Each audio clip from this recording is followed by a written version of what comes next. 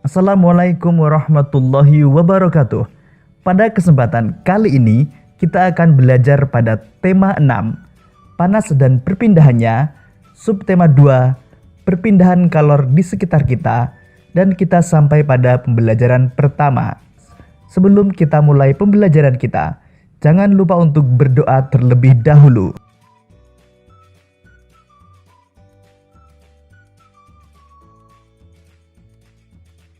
Hari ini Siti libur sekolah. Siti dan ibu memasak bersama di dapur. Siti membantu ibu membuat tumis kangkung kesukaannya. Ibu meletakkan wajan di atas kompor, kemudian menyalakan api kompor. Tidak berapa lama, ibu menuangkan sedikit minyak goreng ke dalam wajan. Siti diminta menunggu wajan tersebut sampai minyak goreng di dalam wajan itu panas. Tak berapa lama, timbul gelembung kecil dalam minyak goreng. Saat itulah Siti tahu bahwa minyak goreng itu telah cukup panas. Tahukah kalian mengapa minyak goreng di dalam wajan tersebut memanas? Minyak goreng di dalam wajan tersebut memanas karena terjadi perpindahan panas atau kalor. Apa itu perpindahan panas atau kalor? Untuk mengetahuinya, mari kita lanjutkan pembelajaran kita.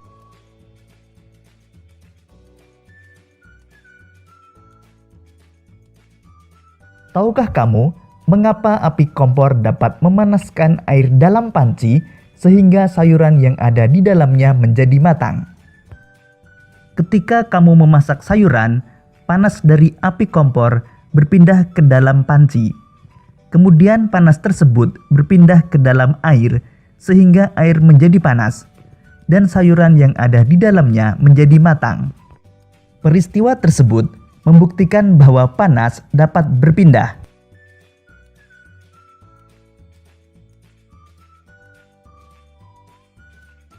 Letak matahari dari bumi sangat jauh, yaitu sekitar 152.100.000 km. Akan tetapi, panas dari matahari dapat berpindah atau merambat ke bumi sehingga kita dapat merasakan hangatnya sinar matahari. Panas berpindah dari benda yang bersuhu tinggi ke benda yang bersuhu lebih rendah. Lalu bagaimana panas dapat berpindah?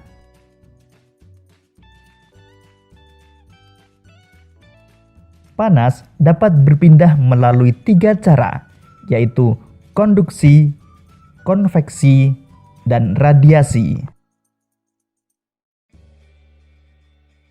Konduksi adalah perpindahan panas tanpa disertai perpindahan zat perantara. Contoh konduksi adalah panci logam yang panas karena diletakkan di atas kompor yang berapi.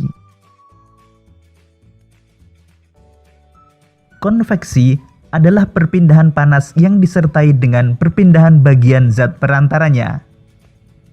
Contoh peristiwa konveksi, misalnya air di dalam panci yang dipanaskan hingga mendidih. Radiasi adalah perpindahan panas dengan pancaran yang tidak membutuhkan zat perantara. Peristiwa radiasi yang terjadi sehari-hari adalah sinar matahari yang sampai ke bumi dan menghangatkan udara serta makhluk hidup di bumi. Sekarang mari kita bahas lebih jauh tentang perpindahan panas secara konduksi.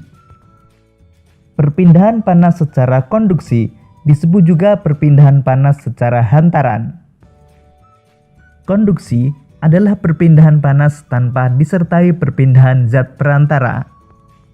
Jadi, hanya energi panas saja yang berpindah. Perpindahan panas secara konduksi terjadi pada zat padat. Berikut ini contoh peristiwa konduksi dalam kehidupan sehari-hari. Memanaskan batang logam.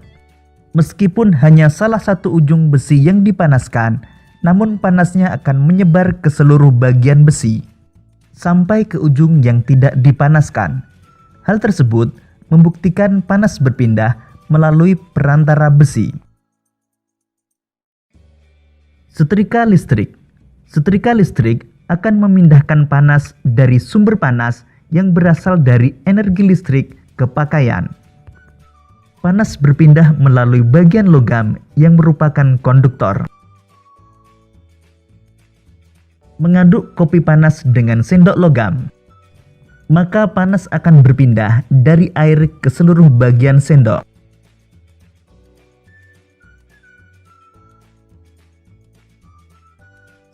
Untuk lebih mudah memahami peristiwa konduksi, kalian dapat melakukan kegiatan berikut ini. Peristiwa konduksi dapat diumpamakan dengan kegiatan memindahkan buku secara estafet yang dilakukan oleh kamu dan teman-temanmu. Buku yang dipindahkan secara estafet kita umpamakan sebagai kalor dan orang yang memindahkannya sebagai zat perantaranya. Ketika kamu dan teman-temanmu memindahkan buku secara estafet, yang berpindah hanya buku itu saja, sedangkan kamu dan temanmu sebagai perantara tetap diam di tempat atau tidak berpindah. Begitu pula dengan peristiwa konduksi, hanya kalor yang berpindah, zat perantaranya tetap.